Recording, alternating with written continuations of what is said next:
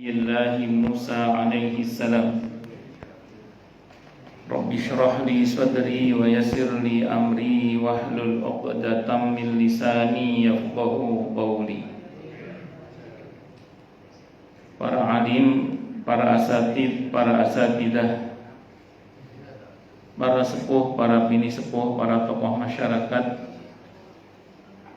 hadirin dan hadirat sekalian, hafidhani wa hafidhakumullah, bil khusus segenap pengurus Masjid Al-Muhajirin Taman Malaka Utara, yang semoga pengurusnya dan jamaahnya semoga selalu dalam naungan rahmat, barokah, perlindungan serta bimbingan Allah Subhanahu wa ta'ala. Amin Allahumma amin insyaallah.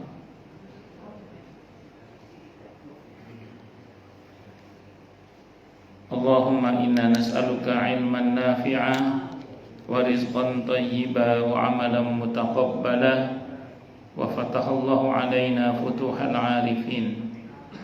Allahumma inna na'udzubika min ilmin la yanfa' wa amalin la yurfa' wa qalbin la yakhsha' wa du'a la yasma'. Allahumma ati anfusana taqwaha wa zakkiha anta khairu man zakkaha anta waliyuha wa maulaha. Amin Allahumma amin insyaallah. Yang utama tentu mari kita haturkan puja dan puji syukur kita ke hadirat Allah Subhanahu wa ta'ala dengan berucap alhamdulillahi rabbil alamin.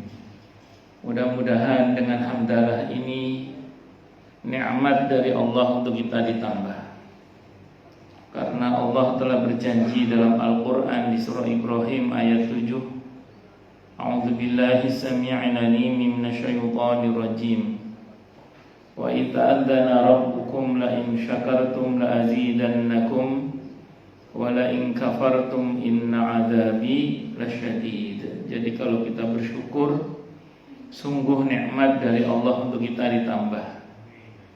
Dan kalau kita kufur, kita diingatkan oleh Allah akan siksa yang sangat pedih. Ini janji Allah, dan janji Allah dalam Al-Quran itu la raiba fi, tidak ada keraguan di dalamnya.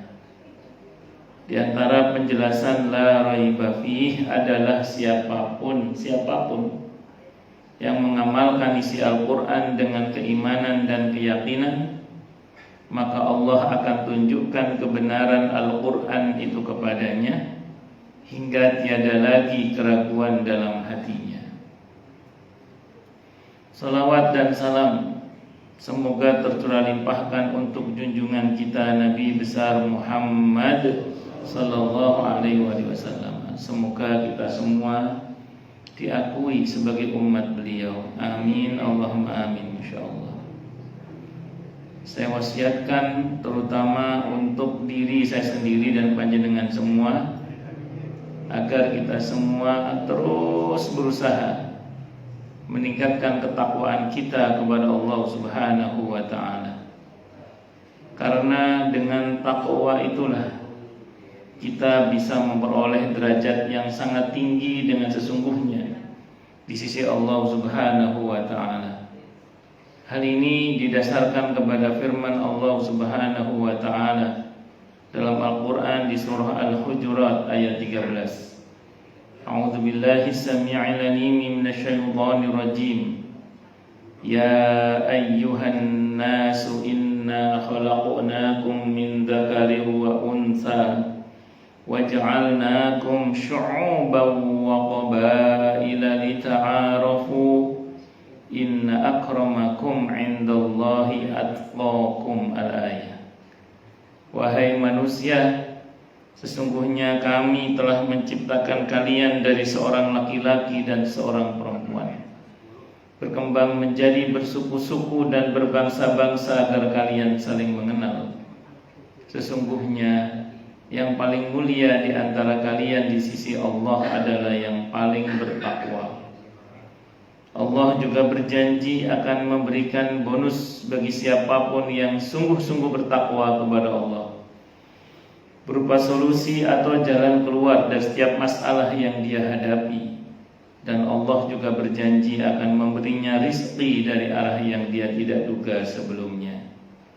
Hal ini didasarkan kepada firman Allah Subhanahu wa ta'ala dalam Al-Quran di surah At-Talaq ayat 2 dan 3. A'udzubillahi samii'il 'aliim minasyaitonir rajiim. Wa may yattaqillaha yaj'al lahu makhraja wa yarzuqhu min haitsu la yahtasib. Dan barang siapa orang yang bertakwa kepada Allah, maka Allah akan berikan dia jalan keluar dari rezeki yang tak terduga. Di tempatnya Allah berfirman, wa may yattaqillaha yaj'al lahu min amrihi yusra. Siapa yang bertakwa kepada Allah, maka Allah akan jadikan urusannya mudah. Semoga kita semua minal muttaqin, bahkan lil muttaqina imama. Amin, Allahumma amin insyaallah. Bapak Ibu sekalian, hafizani wa hafizakumullah. Subuh ini insyaallah kita akan membahas tentang Al-Islamu dinul haqqu. Jadi Islam adalah agama yang benar. Jadi Al-Islamu dinul haqqu. Jadi Islam itu adalah agama yang benar. Karena dalam keyakinan kita, inna dina indallahil Islam. Sesungguhnya agama yang diridhoi di sisi Allah itu hanyalah Islam. Jadi karenanya kemudian kita tidak usah ragu-ragu dengan agama ini, karena setiap kali ada yang ragu, Allah menegaskan di awal-awal surah Al-Baqarah tadi bahwa janji Allah itu la raiba fihi, tidak ada keraguan di dalamnya. Sehingga dikatakan dalam penjelasan para ulama, siapapun, bahkan siapapun yang mengamalkan isi Al-Quran dengan keimanan dan keyakinan, maka Allah akan tunjukkan kebenaran Al-Quran itu kepadanya hingga tiada lagi keraguan dalam hatinya. Dan sejarah mencatat bagaimana di masa lalu Muslimin pernah berjaya itu berabad-abad. Itu karena mereka betul-betul mengamalkan Al-Quran dan sunnah Nabinya Muhammad Sallallahu Alaihi Wasallam, alias berislam sebagaimana tuntunan Allah dan Rasulnya Muhammad Sallallahu Alaihi Wasallam. Di mana keberislaman mereka pada masa itu tidak hanya menyangkut masalah ubudiyah, tapi juga muamalah. Tidak hanya menyangkut ibadah mahdhah, tapi juga ibadah ghairu mahdhah. Syumuliyatul Islam, cakupan ajaran Islam itu semua dibahas dan diamalkan. Baik masalah politik, masalah ekonomi, masalah sosial kemasyarakatan, sosial budaya dan lain sebagainya, itu semua menjadi pembahasan kaum muslimin tanpa terlewat. Sehingga sebagaimana sejarah mencatat, muslimin pernah berjaya berabad-abad. Dan seiring dengan kejatuhan daulah-daulah Islamiyah itu, mulai mereduplah cahaya Islam di kalangan kaum muslimin, disusul dengan semakin melemahnya kajian-kajian tentang masalah-masalah di luar ibadah mahdhah. Berlangsung cukup lama hingga kemudian muslimin sering terninah-hubukkan dengan masalah-masalah ubudiyah, hampir-hampir mengabaikan masalah-masalah muamalah, sehingga seperti orang yang tertidur pulas dari kebangkitan terkait dengan masalah itu. Dan hari ini muslimin mencoba untuk membangkitkan kembali semangat itu, yaitu mengkaji Islam dengan seutuh-utuhnya. Tidak hanya masalah ibadah mahdhah, tapi ibadah muamalah dan aneka cakupan-cakupan dalam ajaran Islam, baik itu masalah politik, masalah ekonomi, sosial, budaya, kemasyarakatan, dan begitu seterusnya. Ya, makanya saya ulang sekali lagi, itu merupakan keseluruhan dari ajaran Islam dalam hal ini. Makanya ketika para sahabat Nabi itu diutus ke Habasyah dan Raja Najasyi saat itu bertanya tentang apa yang diajarkan oleh nabimu, para sahabat menjelaskan, termasuk ketika ke Romawi, para sahabat menjelaskan bahkan perihal masuk ke dalam WC pun, bahkan perihal masuk ke dalam WC pun Nabi kami mengajarkan. Karena dalam Islam itu boleh dikata dari A sampai Z kehidupan kita itu, baik hubungannya dengan Allah maupun dengan sesama, itu diatur. Itu seperti itu. Makanya saya ulang sekali lagi, bersyukurlah kita menjadi seorang muslim, karena di dalam keberislaman kita itu semuanya serba ada aturannya, sehingga diharapkan dengan semua itu kita bisa lebih teratur, karena semuanya diatur. Para jamaah sekalian, hafizani wa hafizakumullah. Kalau ada yang mengatakan bahwa kalau begitu dengan berislam kita dibatasi, iya. Dengan berislam kita memang dibatasi, karena diharapkan dengan itu kita mengenal batas, agar jangan sampai kita melampaui batas. Karena orang itu kalau tidak mengenal batas bisa melampaui batas, dan itu bahaya. Makanya kalau bilang apakah agama ini membatasi, ya, agama membatasi supaya manusia, dan karenanya manusia dikenalkan dengan batas-batas, karena kalau tidak manusia akan bisa melampaui batas. Karena di antara ciri makhluk itu syarat dengan limitasi. Berbeda dengan Allah yang tidak memiliki limitasi, batas. Jadi tidak punya batas. Kalau kita makhluk yang syarat dengan batas, makanya dikenalkan batas supaya kita tidak melampaui batas.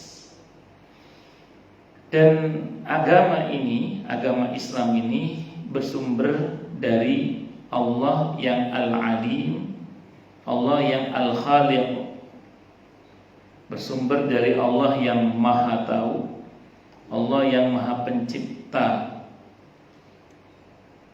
Kalau Allah sebagai zat yang Maha Tahu dan Maha Pencipta menurunkan satu agama, maka pasti agama ini bersumber dari Maha Taunya Allah, Maha Penciptanya Allah Subhanahu wa ta'ala. Al-Alim, zat yang Maha Tahu. Kita ini kalau mau berendah hati sedikit aja untuk menyadari betapa kita ini, setiap apa yang kita ketahui dan yang tidak kita ketahui, rumusnya selalu yang tidak kita ketahui itu lebih banyak daripada yang kita ketahui. Itu rumus sains gitu Bang. Itu kalau manusia mau berendah hati sedikit saja, manusia itu akan sadar betapa sebenarnya apa yang kita ketahui dengan apa yang tidak kita ketahui. Yang tidak kita ketahui itu selalu jauh lebih banyak. Bahkan menurut informasi itu teori sains juga itu. Kaidah dalam sains itu begitu. Jadi apa yang kita ketahui dan apa yang tidak kita ketahui, yang tidak kita ketahui itu selalu lebih banyak. Itu kalau manusia mau berendah hati mengakui itu, maka kita akan sadar betapa sebenarnya apa yang tidak kita ketahui di luar sana itu sebenarnya jauh lebih banyak daripada apa yang kita ketahui. Dan karenanya kita butuh bimbingan yang Maha Tahu. Karenanya kita butuh bimbingan yang Maha Tahu.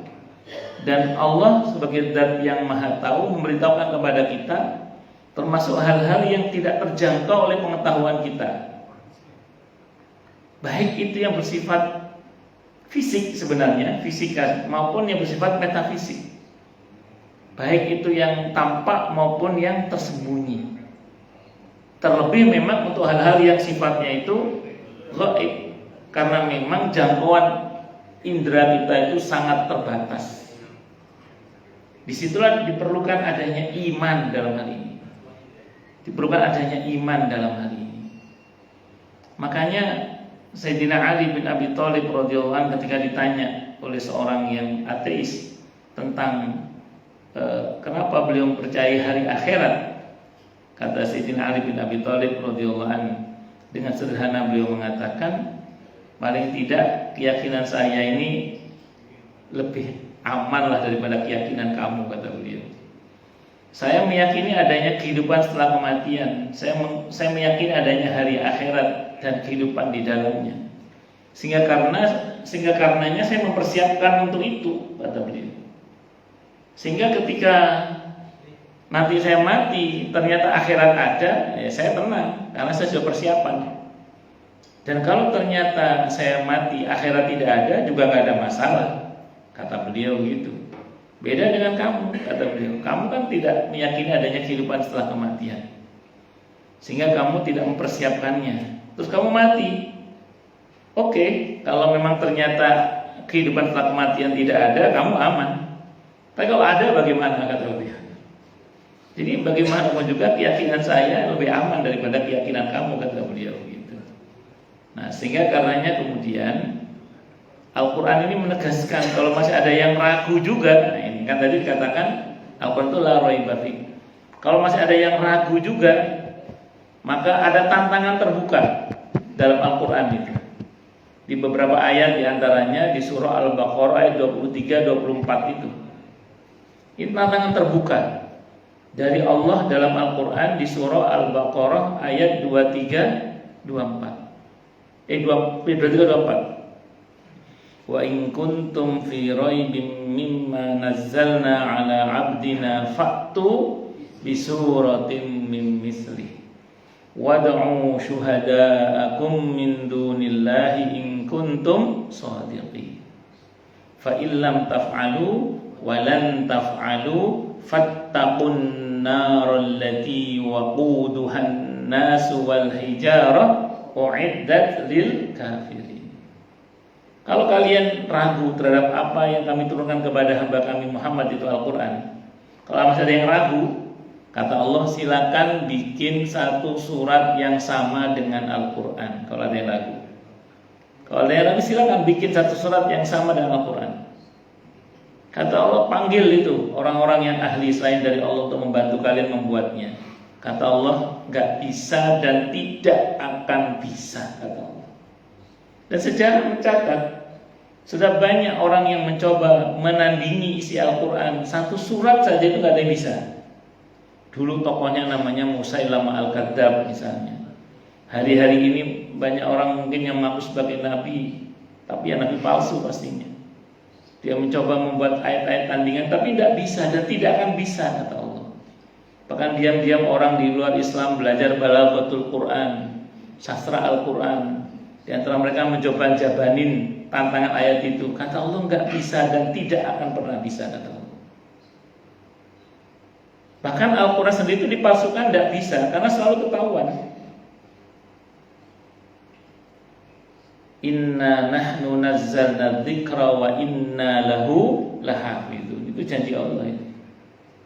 Sehingga saya pernah baca dalam satu kisah di zaman Al-Ma'mun. Al-Ma'mun itu Daulah Bani Abbasiyah, putranya Harun ar-Rasyid rahimahullah. Ketika Al-Ma'mun, saat di masa Al-Ma'mun itu beliau bertemu dengan seorang Yahudi yang brilian. Ada seorang Yahudi, dia brilian, dia cerdas, pinter, fasih dalam berbahasa Arab dan seterusnya. Pokoknya orangnya pinter. Satu saat Al-Ma'mun itu menawarkan dia untuk masuk Islam. Dan dalam Islam tidak boleh kita paksa orang masuk Islam, tapi mengajak boleh. Kata Al-Ma'mun, masuklah kamu dalam Islam, nanti kamu akan saya fasilitasi. Kata Al-Ma'mun itu gitu. Kata dia, ya ini keyakinan saya tidak akan berpindah dari keyakinan saya. Kata si Yahudi itu. Sehingga kemudian berpisahlah mereka cukup lama. Selang berapa waktu ketemu lagi Al-Ma'mun dengan orang itu, tapi sudah sebagai seorang muslim, ilmuwan muslim, lebih tepatnya ilmuwan muslim. Kata Al-Ma'mun, loh kalau bahasa kita ya, di kisahnya nggak pakai loh, itu modifikasi. Kalau bahasa kita, loh Anda kan dulu Yahudi yang saya ajak masuk Islam tapi tidak mau. Sekarang kok masuk Islam? Apa jawaban beliau dalam kisah itu? Saya ini orang yang piawai menulis, dan saya salin kitab Taurat, saya tambahkan dan saya kurangi semau saya serahkan kepada padri-padri Yahudi, diterima dan dibeli. Saya tulis Injil, kata dia, saya tambah dan saya kurangi, saya serahkan kepada para pendeta-pendeta Nasrani, diterima dan dibeli. Aku tulis juga Al-Quran, kata beliau. Aku tulis juga Al-Quran. Aku sengaja tambahi dan aku kurangi.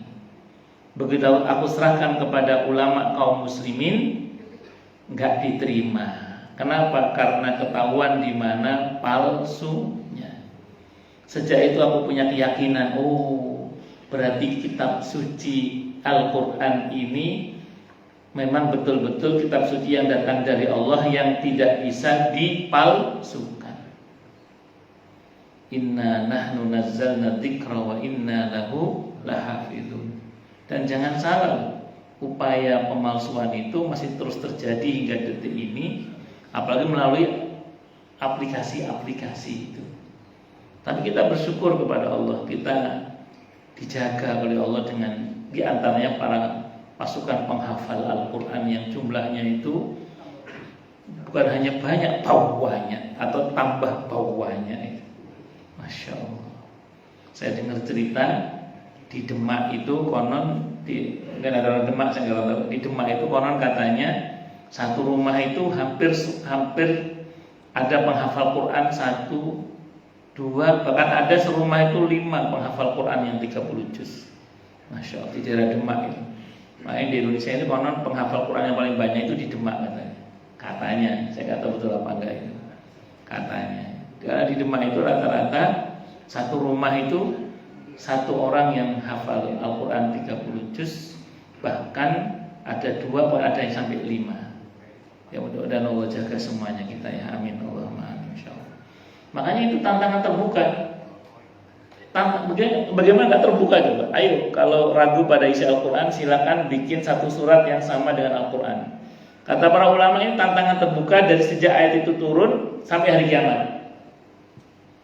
Ayo, kalau ada yang ragu pada isi Al-Quran, silakan bikin satu surat yang sama dengan Al-Quran. Allah, dan ini tidak ada pada yang lain kecuali hanya Al-Quran saja, Islam saja. Kata para ulama, yang berani ngomong kayak gitu itu cuma 2 model orang, kata ulama. Kalau enggak orang yang sangat yakin, orang gila, kata beliau. Kata orang gitu. Yang berani ngomong kayak gitu itu cuma 2 orang saja. Kalau enggak orang yang sangat yakin, orang gila. Dan Nabi kita Muhammad sallallahu alaihi wasallam terbukti tidak gila. Saya ulang, dan Nabi kita Muhammad sallallahu alaihi wasallam terbukti tidak gila. Bisa dimengerti ya? Nah, jadi karena saking yakinnya, makanya kita ini gak usah ragu bahwa Islam ini adalah agama yang benar. Itu seperti itu. Bukan yang paling benar, karena kalau dikatakan paling berarti ada anggapan yang lain benar. Tidak. Dalam konteks setelah diutusnya Nabi kita Muhammad SAW, agama yang benar ya hanya Islam saja. Karena hakikatnya agama yang dibawa oleh nabi-nabi yang lain itu sama, agama Islam sebenarnya, tapi menurut versinya di masanya itu. Nah, sehingga kan dikatakan dalam satu riwayat bahwa Islam ini seperti satu bangunan, dan ketika bangunan itu sudah hampir sempurna, ada satu batu bata yang belum dipasang, dan akulah satu batu bata itu yang menyempurnakan semua bangunan yang ada itu. Jadi hakikatnya agama para nabi terdahulu itu semuanya adalah Islam. Itu hakikatnya. Para jamaah sekalian, hafizani wa hafizakumullah, al-alim, Allah yang maha mengetahui. Di samping bersumber dari al-alim, Allah yang maha mengetahui, agama ini bersumber dari al-khaliq. Al-khaliq itu dari kata khalaqa, artinya menciptakan dengan ukuran. Itu al-khaliq itu. Kan ada al-khaliq, ada al-musawwir, ada al-bari. Itu terjemahannya mirip itu. Al-khaliq yang maha menciptakan, al-musawwir yang maha membentuk rupa, al-bari yang mengadakan dari tiada. Itu al-bari. Dalam bahasa Arab beda kata, beda substansi. Kalau khalaqa itu menciptakan dengan ukuran. Kalau sawara, al-musawwir dari kata sawara itu membentuk rupa lengkap dengan substansinya. Kalau bari'a, al-bari itu maknanya mengadakan dari tiada begitu saja. Kalau al-khaliq itu terukur. Allah ciptakan gunung di daerah tropis lengkap dengan pohonnya yang akarnya panjang-panjang. Jadi di daerah tropis kebanyakan gunungnya, pohonnya, akarnya panjang-panjang dan macam-macam. Tidak satu jenis. Tidak mau pohonnya tidak satu jenis, tapi macam-macam. Nah, terus sehingga kalau ada hujan dengan izin Allah, gunung dan bukit itu terjaga. Itu namanya Allah menciptakan dengan ukuran dan takarannya.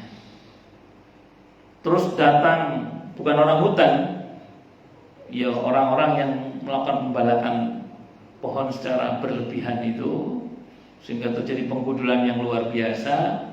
Dan reboisasinya tidak dengan pohon yang akarnya panjang dan yang serupa dan relatif mono, satu bentuk.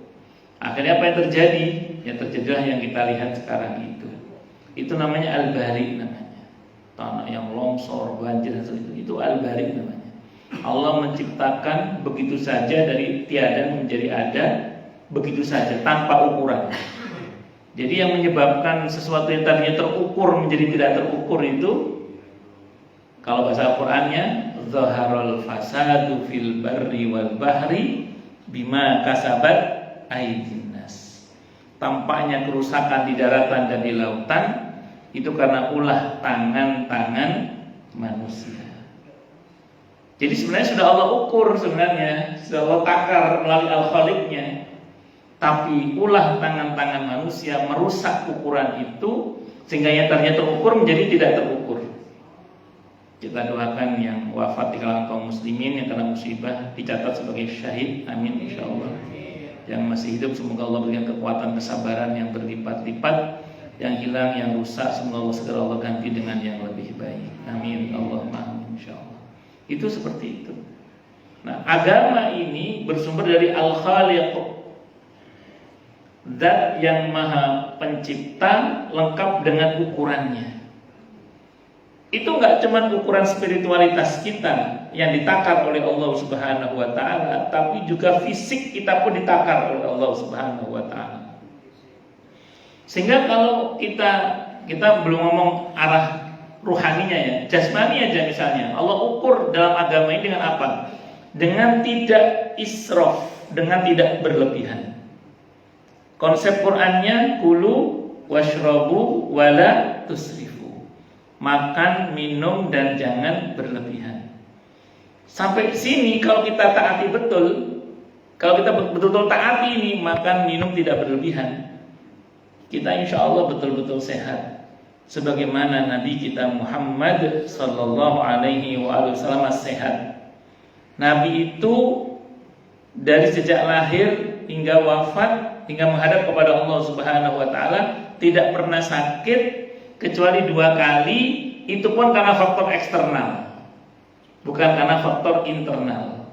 Beliau diracun oleh seorang wanita Yahudi pasca perjanjian Hudaybiyah itu sahabat yang makan daging kambing bersama dengan Nabi langsung meninggal, Nabi tidak meninggal. Ditangkap si wanita Yahudi yang meracun beliau itu, ditanya, kenapa kamu tega meracun saya? Kata yang wanita Yahudi itu, Saya punya keyakinan kalau nabi yang asli tidak akan mati oleh racun. Dan saya beriman kok. Akhirnya dia masuk bersyahadat, masuk Islam akhirnya. Karena keyakinan orang Yahudi itu, nabi itu tidak akan mati oleh racun.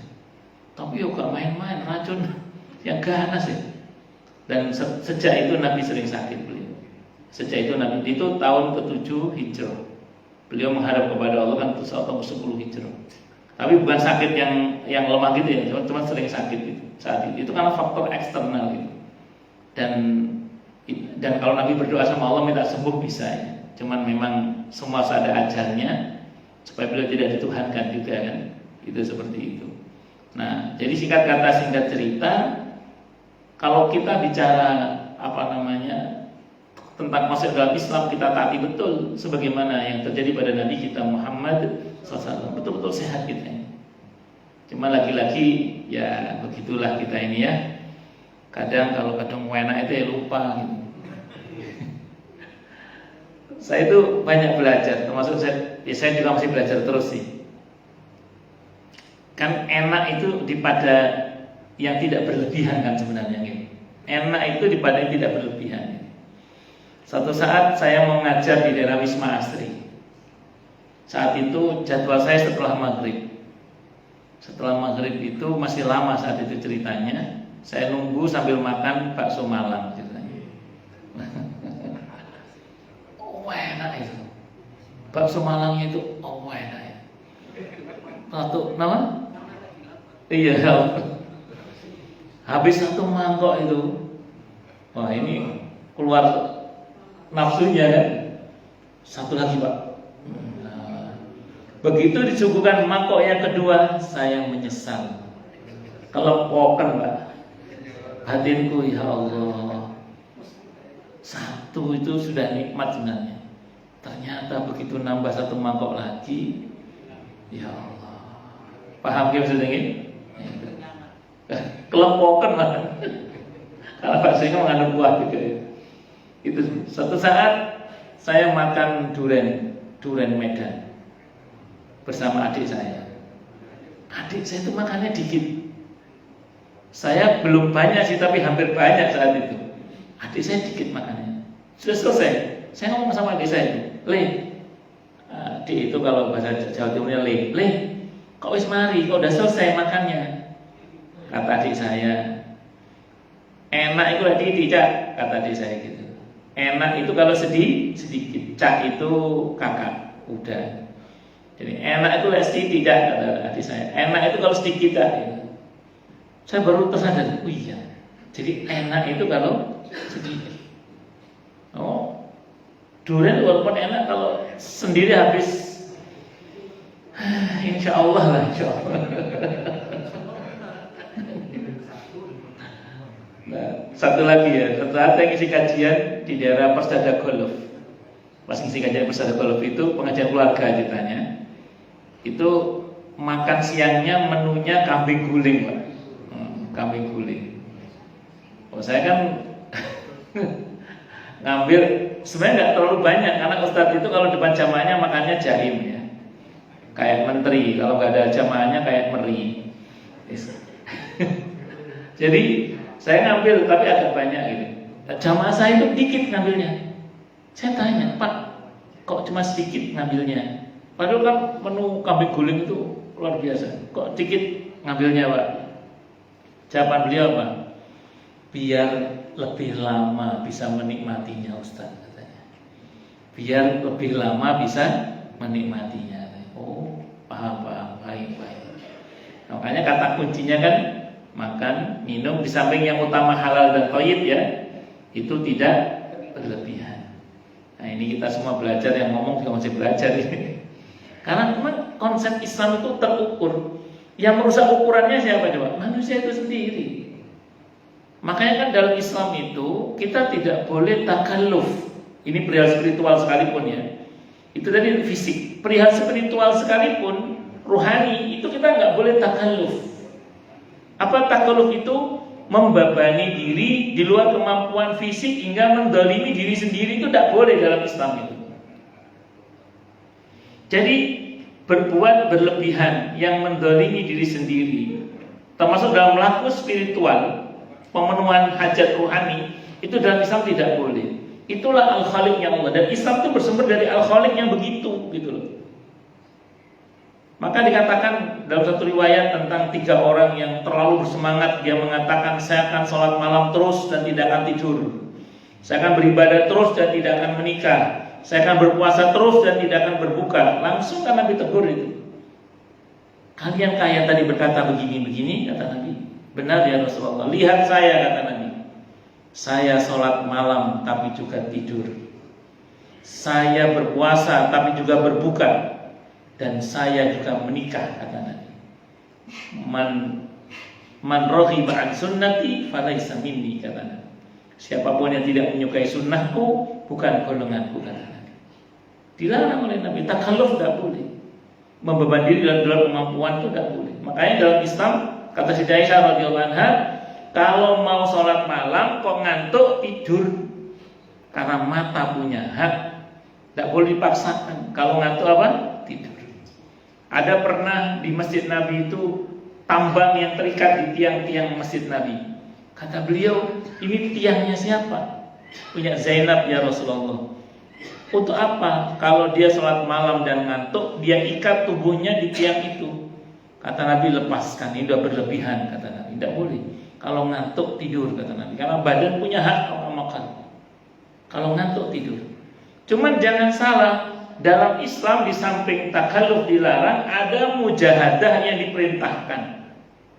Takalluf dilarang, tapi mujahadah diperintahkan. Apa mujahadah itu? Bersungguh-sungguh. Maka kalau kita lagi mau wirid, mau dzikir, membaca Quran kok ngantuk, harus jujur dalam hati. Ini ngantuk apa ngantukan? Nah, itu pertanyaan. Harus jujur itu. Paham gak? Ini ngantuk apa nama? Ngantukan. Kalau ngantuk itu apa? Objektif, lelah, kurang tidur, seharian padat kegiatan. Objektif, memang capek, ngantuk, tidur, jangan paksakan. Tapi kalau perasaan tidur cukup, makan cukup, istirahat cukup, kok ngontah ngantuk aja, berarti ngantukan. Nah, kalau ngantukan dimujahadai, apa ngunyah-ngunyah marning, apa minum kopi ya. Ya pokoknya gimana caranya supaya nggak ngantuk lah, gitu. Itu mujahadah namanya. Itu yang sering saya sampaikan di sini. Sopir bis malam itu rela melek semalaman suntuk hanya demi ngejar uang ratusan ribu. Ya mosok kita untuk ngejar keutamaan Lailatul Qadar, mau ngejar keutamaan menjadi orang yang bertakwa, tidak mau melekan. Walaupun tidak harus setiap malam maksudnya, tapi paling nggak ada proses mujahadah. Kalau Ramadan 10 hari terakhir paling enggak, Allah nggak tuntut tiap malam begitu. Malah kalau Nabi di surah Al-Muzammil itu salat malamnya bangunnya pertengahan malam lewat dikit atau kurang dikit, tapi sampai subuh Nabi itu, atau hampir subuh. Itu seperti itu. Nah, jadi singkat kata singkat cerita, kita semua belajar ya. Masih ngomong juga masih belajar bahwa agama ini bersumber dari Al-Khaliq, Allah yang Maha Pencipta, lengkap dengan ukurannya. Maka kalau kita berislam dengan baik dan benar, pasti kita terukur. Kita pasti akan terukur dalam menapaki tangga-tangga spiritualitas menuju kepada Allah, akan terukur sehingga tidak terjadi hal-hal yang cedera dalam proses spiritualitas kita. Demikian juga dalam menjalani amalia-amalia fisik yang mendukung kepada fisik, itu juga akan serba terukur sebenarnya. Maka semua masalah itu muncul itu gara-gara dia merusak ukuran itu. Kenapa fisik mencret? Karena ada tidak berlebihan tadi itu. Ya, kenapa spiritualnya mencret misalnya? Ya karena berlebihan tadi itu. Maksudnya susah untuk istiqomah gitu maksudnya. Nah, makanya kebanyakan orang-orang istiqomah itu adalah orang-orang yang gerakannya terukur gitu. Jadi laku spiritualnya terus meningkat, tapi melalui tahapan-tahapan yang terukur. Sehingga kalau bahasanya Siti Aisyah radhiyallahu anha, amalan yang paling Allah cintai itu adalah yang sedikit tapi terus, daripada yang banyak tapi ya cuma sekali itu tidak lagi. Ya, makanya sedikit tapi terus-menerus itu lebih baik daripada yang langsung banyak tapi terus kemudian mutung gitu. Ya syukur-syukur bisa banyak dan terus, tapi ini bukan hal yang mudah. Makanya istiqomah dalam Islam itu harus berkelanjutan. Saya kira ini yang bisa saya sampaikan, semoga bermanfaat. Baik, silakan yang mau tanya dulu. Kalau nggak ada saya teruskan lagi maksudnya. Monggo kalau ada. Oh jelas semua. Saya takutnya banyak pertanyaan. Kalau nggak ada terus saya teruskan lagi. Ngomong. Oke. Kita kan sepakat bahwa agama Islam itu agama yang benar. Betul. Karena yang lain itu agama buatan manusia ya. Terus. Kemarin saya melihat salah satu tempat Jawa Timur memang Pak Ustaz Jawa Timur. Itu sholatnya tuh kayaknya roket. Nah itu sebenarnya aliran apa itu?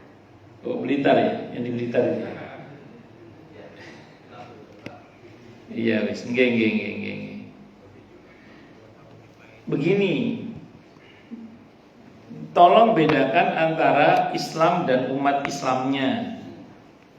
Kalau Islamnya benar, pasti. Tapi orang Islamnya macam-macam. Al-Quran membagi kaum muslim itu menjadi 3. Di surah Fatir ayat 32 itu. Wa awrasnal kitaba alladziina astafaina min ibadina, dan kami wariskan Al-Quran itu kepada hamba-hamba kami yang kami pilih. Jadi kita ini menjadi muslim saja itu karena dipilih oleh Allah. Maka patut kita bersyukur. Tapi ya gitu kata Allah, di antara mereka ada zalimul li nafsi, yang zalim pada dirinya sendiri. Yang kedua muqtasid, pas-pasan. Iya, yang ketiga sabiqun bil khairati biidznillah, yang mau berlomba-lomba dalam kebaikan dengan izin Allah.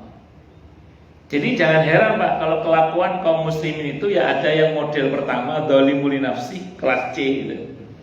Banyak berbuat zalim pada dirinya sendiri, enggak cocok antara Quran dan perbuatannya, tapi dia percaya sama, dia mengimani. Itu yang salatnya cepat kilat untuk tarawihnya itu. Itu dia meyakini bahwa itu perintah Allah, itu perintah Rasulullah. Cuman prakteknya tidak sesuai dengan tuntunan Allah dan Rasulnya Muhammad sallallahu alaihi wasallam, yaitu dalam bentuk tidak adanya tumak nina. Ya jadi ikuti zalimul nafsi kok. Ada yang muqtasid muslimin itu, ya yang pentingnya wajib lah, ya sunah gampang lah. Yang penting Ramadan lah apa. Muqtasid ini pas-pasan ini Pak.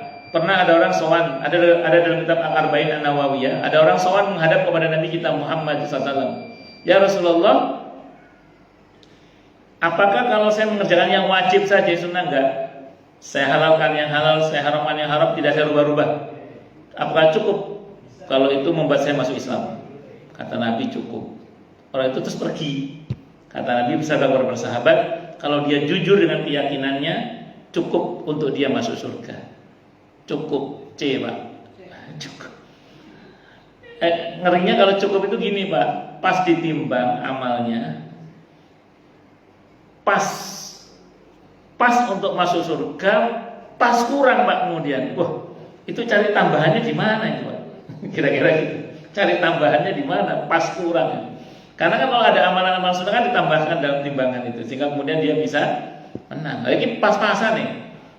Pas tapi ada kurangnya, nyari tambahannya di mana? Loh, kok bisa kurang gimana sih? Ya kalau dia pernah zalim sama orang lain kan ada pahala dia yang diambil untuk orang yang dizalimi kan. Nah, kalau kurang terus cari tambahannya di mana? Makanya ya masih aman sih kalau betul-betul dia pas ya. Yang repot adalah kalau kemudian kurang tadi itu. Nah, yang syukur-syukur semoga kita terus yang ketiga mudah-mudahan ya. Sabiqun bil khairati biidznillah, berlomba-lomba dalam kebaikan. Tidak hanya yang wajib, tapi yang sunnah-sunnah pun juga kita tambahkan. Ngaten lagi, wallahu a'lam bishawab. Jadi, monggo yang lain silakan kalau ada. Oh, jelas semua nih. Atau tidak jelas semua? Ya, kalau sudah tidak ada, cukup dulu nih. Oke, kita tutup dengan hamdalah. Alhamdulillahirabbil alamin.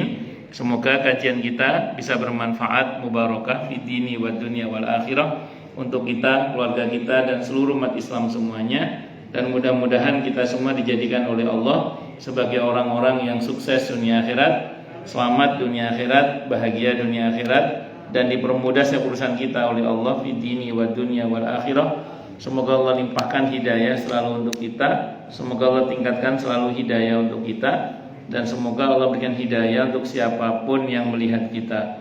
Subhanakallahumma bihamdika asyhadu an la ilaha illa anta astaghfiruka wa atubu ilaik. Sallallahu alaihi Muhammad wa ala alihi wasallam. Saya mohon maaf. Wassalamualaikum warahmatullahi wabarakatuh.